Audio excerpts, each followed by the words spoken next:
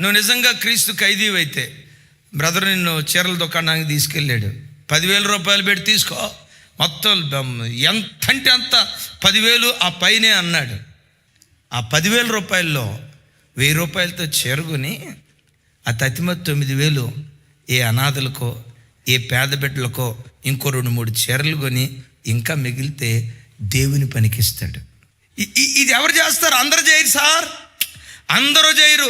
క్రీస్తు ప్రేమకు ఖైదీలు ఉంటారు.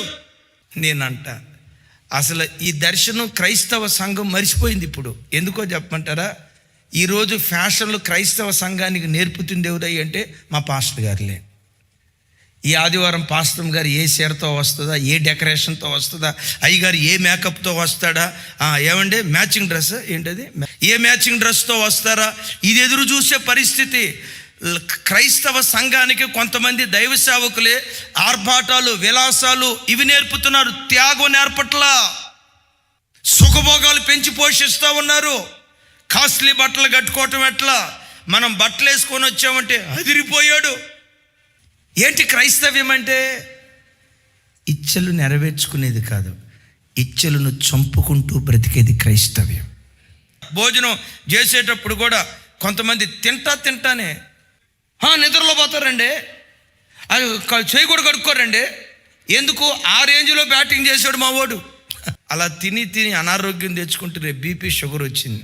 నువ్వు అర్ధాయిస్తూ చనిపోవటం దేవుని చిత్తం కాదు. ఎందుకో తెలుసా?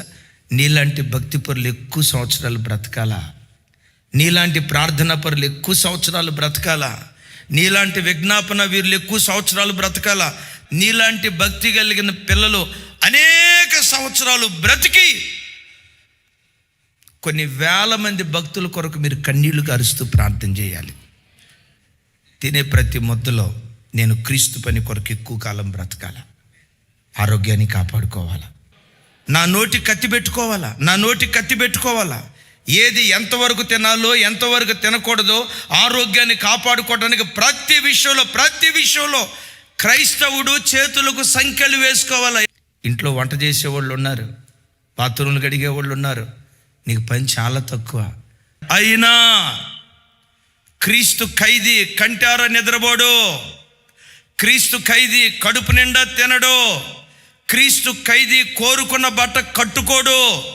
క్రీస్తు ఖైదీగా పిలువబడిన వాడు ప్రతి విషయంలో కాళ్లకు చేతులకు సంఖ్యలు వేసుకొని, ప్రతి అవయవానికి సంఖ్యలు వేసుకొని తనను తాను చంపుకుంటూ క్రీస్తు కొరకు బ్రతుకుతాడు.